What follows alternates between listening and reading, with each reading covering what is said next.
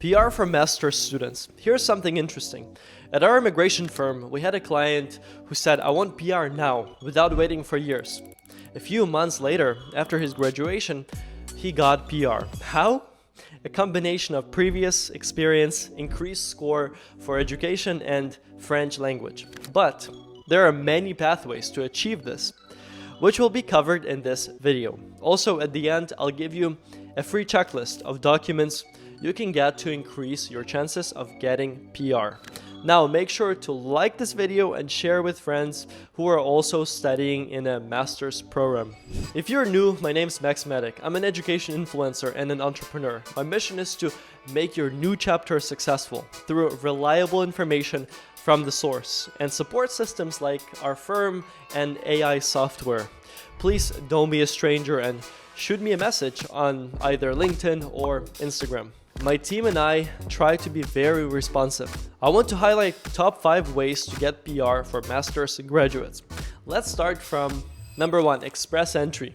Express Entry is one of the most popular pathways for obtaining PR. Master's students can benefit from the following streams: Federal Skilled Worker, FSW. Eligibility: minimum of 1 year of skilled work experience in tier 0, 1, 2, or 3. Meet language requirements, CLB 7 in English or French. Tip: obtain educational credential assessments, ECA, for your master's degree if you studied outside Canada, or any other degree. This is the pathway we used for that client. At first, it was difficult as he was in his 40s, and as you know, the older you are, the smaller the PR window. However, we identified previous high-skilled work experience that he gained in a third country. So with this, plus his master's degree and French, our lawyer put together an application. After a month or so, he got an ITA, invitation to apply. Then our lawyer prepared all documents, checked everything carefully, and after submission, in a few months, he got PR. Something for you to consider.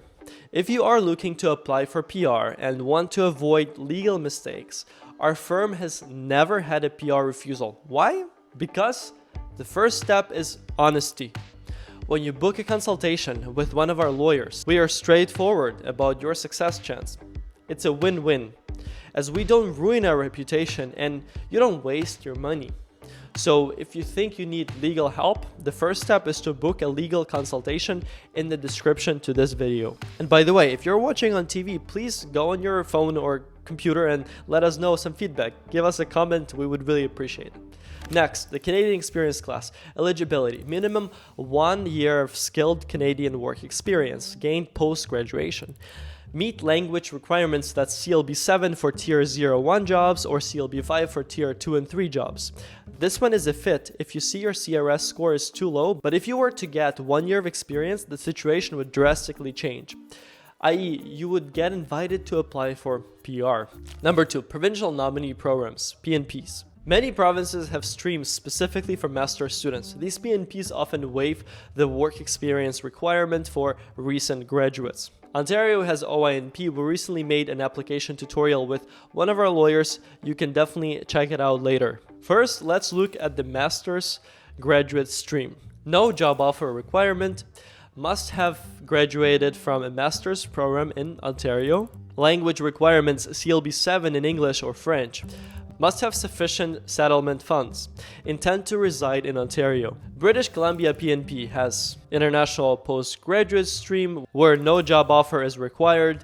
Must have completed a master's degree in natural, applied, or health sciences from an eligible BC institution.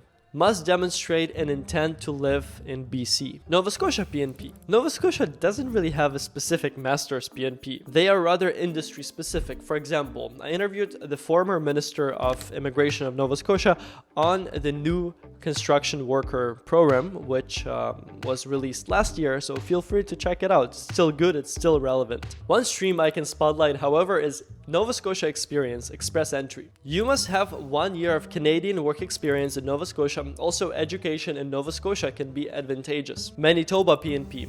Let's look at the international education stream, targeted for graduates of Manitoba institutions. Must have a job offer in Manitoba or be working in an in-demand occupation. Quebec immigration programs. Quebec Experience Program PEQ for graduates of Quebec institutions with a valid diploma.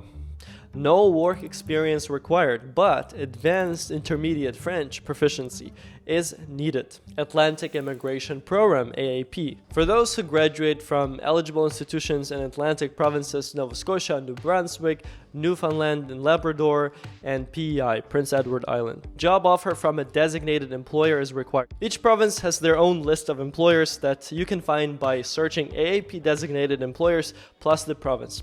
For example, the list for Nova Scotia. Number 3, provincial and federal pathways for French-speaking immigrants. Many provinces such as Ontario and New Brunswick have specific streams for French-speaking international students and international graduates in our case. And don't forget 2 things. A, you get bonus points in express entry for French language skills. And B, the threshold is much lower in French draws. If you want to learn French in a year, the link is in the description. We partnered with one of the top French schools in Montreal where you study at your own schedule that works for you one-on-one. Number 4, permanent residency through family sponsorship. This case is not applicable to everyone, but if you have a spouse or common law partner who is a Canadian citizen or permanent resident, they can sponsor you. We had clients like this who were planning to get married anyway, so this just accelerated the process. Number 5, public policy or new federal pathways. This is a reason to subscribe actually, because occasionally Canada introduces public policies or new PR pathways targeting international graduates. And guess what? We cover them on this channel. Examples include temporary PR pathways introduced during COVID-19. To stay updated on those government policies and announcements, make sure to subscribe here and on Instagram. Oof, it was quite a lot of information. Let's take a deep breath and jump to the final part, which is the bonus document checklist for PR. Educational Credential Assessment, ECA.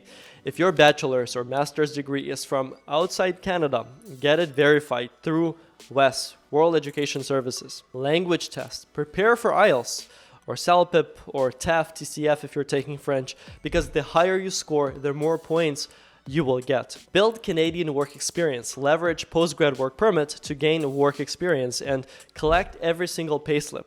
Plus the job offer. You will need this in the future. Criminal background check. You will need this from every country where you lived for more than 6 months. Sometimes this can take months, so I recommend to get it now, unless you're planning to go there again. In that case, you'll need a fresh one. The final bonus is a total game changer that will take your stress level from 10 to 1. PR Compass. My software and legal teams have worked so hard on this for the last 6 months, and it's soon coming to the market. PR Compass will show you the best PR streams in your specific case, bring you updates directly from IRCC while filtering only the ones that affect you specifically, and keep you on top of deadlines through IRCC Countdown. It's coming very soon. In order to be among the first people to access it, sign up in the description using our waitlist form. If you got some value today, please like this video and tell me in the comments. Thank you so much for watching, and I'll see you next week. Also, check out this video about our 2024 recap and the best pathways for PR in 2025.